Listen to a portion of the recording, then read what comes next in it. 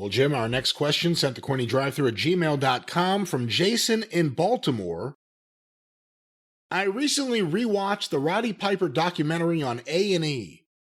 When discussing the fact that Roddy always refused to lose to him, Hulk Hogan states that Piper could have made more money and been more successful if he had agreed to lose to him.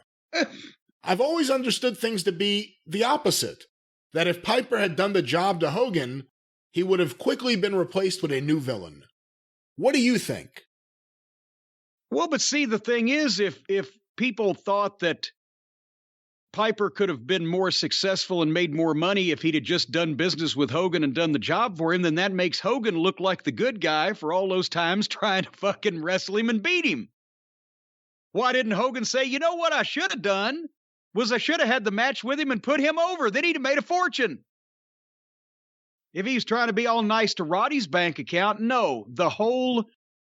Roddy was smart enough to see that if he was the only guy that didn't lay down for the leg drop at some point, then as hot as he was and the way he could talk and the position he was in, they would always be talking about Hogan and Piper instead of Hogan.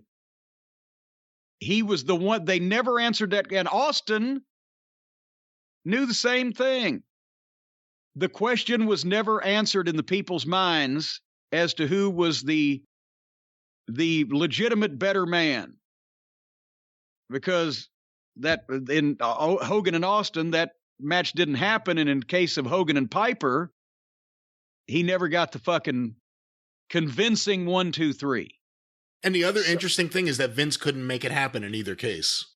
Yeah. And Hulk didn't need it, obviously.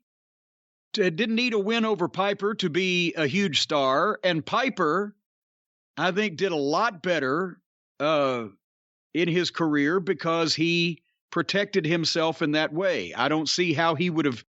He might have made a huge payoff in one night for a big pay-per-view showdown with Hogan and then drop the leg 1, 2, 3, but he wouldn't have made consistently more money for any period of time because he got beat by Hulk Hogan than he already made by being Roddy Piper. That's just crazy.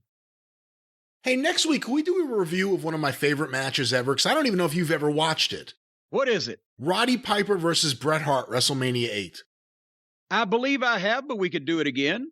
Because...